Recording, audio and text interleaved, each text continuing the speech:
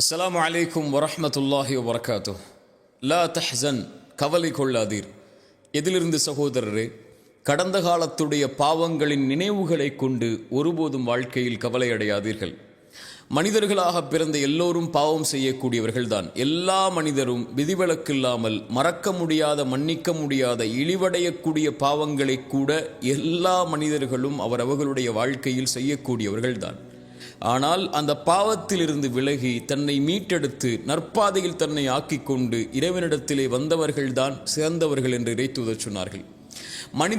மனிதர்களில் சிலர் நல்லவர்களுடைய பாதையை பாவத்திலிருந்து மீண்டு தேர்ந்தெடுத்ததற்கு பிறகு என்றாவது ஒரு நாள், நான் இப்படியெல்லாம் பாவம் செய்தேனே, குற்றம் செய்தேனே, அநீதம் செய்தேனே, இறைவனிடத்திலே நான் இப்படி குற்றவாளியாக இருந்தேனே, இப்போது நல்லவர்களாக நான் வாழ்ந்தால் மட்டும் என்ன ஆகப் போகிறது என்ற கவலை அடைந்தாலோ, அல்லது அவன் செய்த பாவத்தை குறித்து மனிதர்களில் சிலரோ அல்லது பலரோ அவனை கை நீட்டி, நீ இப்படி பாவம் செய்தவன், அநீதம் செய்தவன், குற்றம் செய்தவன், உனக்கெல்லாம் இறைவனுடைய பாதையில் இருப்பதற்கோ இப்படி நல்லவர்களுடைய பாதையில் தேர்ந்தெடுத்து வாழ்வதற்கோ என்ன தகுதி உண்டு என்று அவனுடைய உள்ளத்தை உடைக்கும் போதோ அவன் கவலை அடைந்து தன் வாழ்வு இனிமேல் நற்பாதையில் எதற்கு என்ற சிந்தனையில் ஆக்கிக் கொள்கிறான்.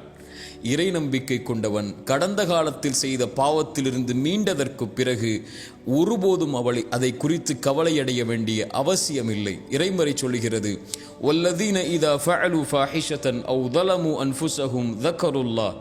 ஒரு அடியான் நல்லவராக வாழ்வான், அவன் ஒரு நாள் மானக்கேடான செயலை செய்வான் அல்லது அநீதம் செய்வான் தனக்குத்தானே. அப்படி ஒரு கால் பாவம் செய்தாலும் கூட அவன் இறைவனை நினைவு கூறுவான். அந்த பாவத்திற்கு பிறகு தன்னை மீட்டெடுத்து நல்ல பாதையில் அமைத்துக் கொள்ள வேண்டும் என்ற அந்த பாவத்திலிருந்து படிப்பினை பெற்று வாழ ஆரம்பிப்பான். அவனுடைய பாவத்தை இறைவனை தவிர யார் மன்னிக்க முடியும் என்று இறைமறை கேட்கிறது. மேலும் சொல்லுகிறது, அவன் யார் தெரியுமா? வலம் யுசிர்ரு அலா மா ஃபஅலு வஹும் யஅலமூன். பாவத்திலிருந்து ஒருவன் மீள்கிறான் என்றால் அவன் முதலிலே மனதிலே உறுதி கொள்வான், அந்த பாவம் பாவம் என்று, இனிமேல் அந்த பாவத்தின் பக்கம் நெருங்க மாட்டேன் என்று. ஒருபோதும் அறிந்த நிலையில் அதே பாவத்தை மீண்டும் அவன் தொடரமாட்டான். இப்படி நற்பாதையில் இருக்கக்கூடிய எவரும் கடந்த கால பாவத்தை குறித்து கவலை அடைய வேண்டிய அவசியமில்லை. ஏனென்றால் அவர் செய்த பாவமே அவருடைய வாழ்வில் இல்லை முன்னால். இறைமுறை சொல்லுகிறது, இல்லாமன் தாப வ ஆமன வ அமில அமலன் சாலிஹன். யார் இறைவனிடத்திலே பாவ மன்னிப்பை கேட்டு இறைவனை நம்பிக்கை கொண்டு நல்ல பாதையில் தன்னை ஆக்கிக் கொண்டு நல்ல செயல்பாடுகளை செய்ய ஆரம்பித்து விட்டாரோ, ஃபஉலாயிக யுபத்திலுல்லாஹு ஸய்யிஆத்திஹிம் ஹஸனாத். அவன் செய்த பாவங்கள் அனைத்தையும் இறைவன் நன்மைகளாக மாற்றிவிட்டான். அவ்வளவுதான்.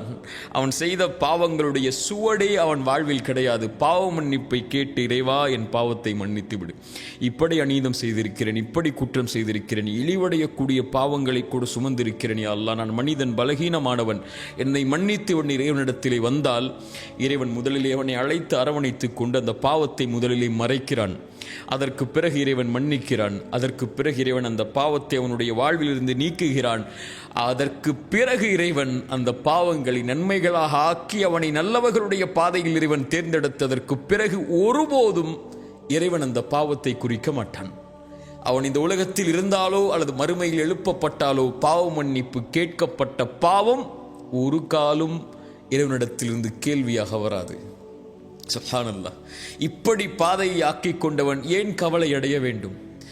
ஆனால் இறைவன் மறைத்த பாவத்தை அவனோ அல்லது இறைவன் மறைத்த பாவத்தை ஒரு அடியான் செய்திருக்கிறான். பாவம் இறைவன் அதை மறைத்து விட்டான் என்றால் மனிதர்களில் சிலரோ பலரோ இவன் பாவம் செய்தவன் என்று இறைவன் மறைத்த பாவத்தை வெளிப்படுத்தினால் அது மிகப்பெரிய பாவம்.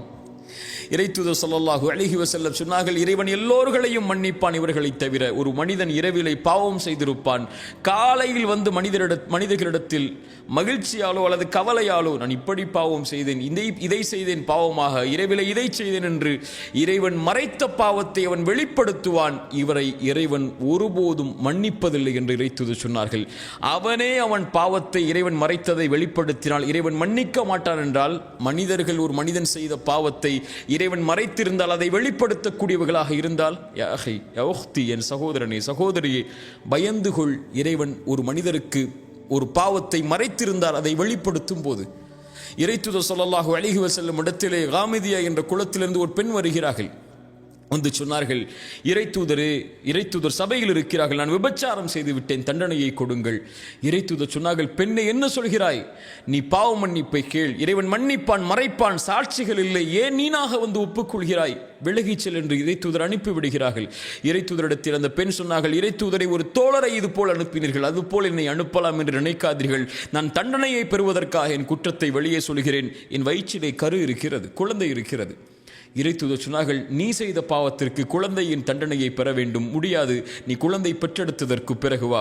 குழந்தை பெற்றெடுத்ததற்கு பிறகு வந்தார்கள். பால்குடி மறந்ததற்கு பிறகு வா. பால்குடி மறந்ததற்கு பிறகு குழந்தைக்கு உணவை கையில் கொண்டு வந்து இறைத்தூதரை, குழந்தை உணவை சாப்பிடுகிறது, நீங்கள் தண்டனையை கொடுங்கள். தண்டனை நிறைவேற்றப்படுகிறது. கல்லால் எறிந்து கொலை செய்ய வேண்டும், விபச்சாரம் செய்திருந்தால் திருமணத்திற்கு பிறகு அந்த தண்டனை கொடுக்கப்படும் போது அந்த பெண்ணுடைய இரத்தம் ஒரு தோழருடைய கையில் படுகிறது. அந்த தோழர் சீ என்றார்கள், ஒரு விபச்சாரியின் இரத்தம் என்றார்கள். தொழுகை நடத்தினார்கள் பாவ மன்னிப்புக்காக. இறைத்தூதர் அந்த நேரத்தில் உமர் வந்து இறைத்தூதரை பிடித்து சொன்னார்கள், இறைத்தூதரை, ஒரு விபச்சாரிக்கு தொழுகை நடத்துகிறீர்களா? மனிதர்கள் எல்லோரும் அந்த பெண்ணுடைய பாவத்தை பார்த்தார்கள். இறைத்தூதர் பார்த்தார்கள் அந்த பெண்ணுடைய பாவ மன்னிப்பை. சொன்னார்கள், இந்த பெண் செய்த பாவ மன்னிப்பை மதீனாவில் உள்ள 70 பேருக்கு பங்கு வைத்தாலும் ஈடாகாது. அவர்கள் எல்லோரும் பார்த்ததை, அந்த பெண் செய்த பாவத்தை.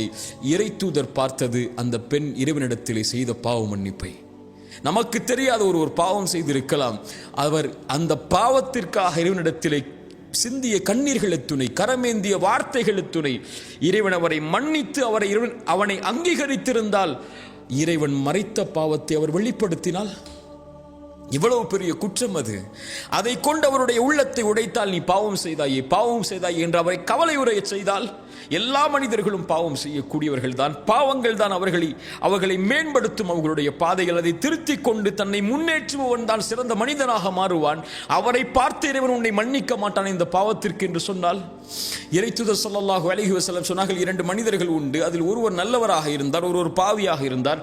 நல்லவர் பாவியை பார்த்து குறைத்துக்கொள் பாவத்தை என்று சொன்னார். அவர் ஒரு காலத்தில் கோபப்பட்டு சொன்னார், நீ என்னை பார்த்து எப்போது பார்த்தாலும் அறிவுரை செய்து கொண்டே இருக்கிறாய், என்னையும் என் பாவத்தையும் விடு, நீ என்ன இறைவனிடத்திலிருந்து அனுப்பப்பட்ட பாதுகாவலனா என்று சொன்னார். அந்த நல்லவர் கோபப்பட்டு, நான் உனக்கு அறிவுரை சொல்கிறேன், என்னை பார்த்தே நீ எதிர்த்து பேசுகிறாய், இறைவன் உன்னை மன்னிக்கவே மாட்டான் என்று சொல்லிவிடுகிறார். இந்த இருவரையும் மரணத்திற்கு பிறகு இறைவன் ஒன்று கூட்டுகிறான். நல்லவரை பார்த்து சொன்னான், நீ எப்படி என் உரிமையில் கை வைக்க முடியும்? நான் இவரை மன்னிக்க மாட்டேன் என்ற உறுதியை நீ எப்படி கொடுக்க முடியும்? நீ நரகத்திலே செல். அந்த பாவியை அழைத்து சொன்னான், நீ கவலை கொள்ளாதே, என் கருணையால் உன்னை மன்னிக்கிறேன், செல் என்றான். நம்முடைய பார்வையில் பாவியாக தெரிபவர்கள் இறைவனுடைய பார்வையில் யார் என்று நமக்கு தெரியாது. என் அடியார், என் தோழனை, என்னுடைய சகோதரியே, நீ ஒரு பாதையில் இருந்து மீண்டு நற்பாதையில் அமைத்ததற்கு பிறகு ஒருபோதும் இந்த மனிதர்களை குறித்து கவலை அடையாதீர்கள். இறைவன் உன்னை பார்க்கக்கூடிய பார்வை சுத்தமான பார்வையாக மாறியதற்கு பிறகு உலகமே உன்னை தவறான பார்வையில் பார்த்தாலும் அதை குறித்து கவலை அடையாமல் நல்ல பாதையில் உங்களுடைய சிந்தனைகளை வைத்துக்கொண்டு, தவறிலிருந்து பெற்ற பாடத்தை பெற்றுக்கொண்டு, சிறந்த மனிதர்களுடைய பாதையில் உங்களை ஆக்கிக்கொண்டு, உங்களுடைய மரணம் வரை அதில் தொடர்ச்சியாக இருந்து கொண்டே இருங்கள். ஒருபோதும் கடந்த காலத்துடைய பாவங்கள் உங்களை கவலையடைய செய்ய வேண்டாம். அதற்கு அவசியமில்லை. வாழப்போகின்ற வாழ்க்கை கொஞ்ச காலம். இந்த உலகத்தில் நீங்கள் மரணித்ததற்கு பிறகு இந்த மனிதர்கள் மறந்து விடுவார்கள். 100 ஆண்டுகளுக்கு பிறகு நீங்கள் வாழ்ந்த அடையாளமே இருக்காது. 200 ஆண்டுகளுக்கு பிறகு நீங்கள் வாழ்ந்த சரித்திரமே இருக்காது. இப்படி உலகமே உங்களை மறந்துவிடும் போது நீங்கள் ஏன் கடந்த கால பாவத்தை நினைத்து எதிர்காலத்தை அழித்துக் கொண்டிருக்கிறீர்கள்? அப்படி மனிதர்கள் உங்களுடைய பாவத்தை நினைவு கூர்ந்து கொண்டே இருந்தால், அவர்களுடைய வார்த்தை உங்களை கவலை அடைய செய்ய வேண்டாம். இறைவன் அறிந்தவன் மறைப்பதையும் வெளிப்படுத்துவதையும். மனிதர்களுடைய வார்த்தையால் இறைத்தூதரை உங்களுடைய உள்ளம் நெருக்கமாக இருப்பதை நான் அறிகிறேன். என்னிடத்திலே வந்து விடுங்கள். சிறந்தாழ்த்தி விடுங்கள். எனக்கு முன்னால், இறைவா, நான் பாவம் செய்தேன் தான், நான் அதிலிருந்து வெளியே வந்து விட்டேன், நல்லவராக மாற முயற்சி செய்கிறேன், அந்த பாதையில் இருக்கிறேன். ஆனால் மனிதர்கள் என்னை குறை பேசுகிறார்கள், என் பாவம் என்னை உறுத்துகிறதையா அல்லாஹ், என் உள்ளத்தை திடப்படுத்து, உறுதிப்படுத்து என்று இறைவனிடத்திலே சரணடையுங்கள். இறைவன் உங்களுடைய கவலைகளை நீக்குவான். உங்களுக்கு எதிராக வரக்கூடிய வார்த்தைகளை இறைவன் ஒன்றுமில்லாமல் ஆக்குவான்.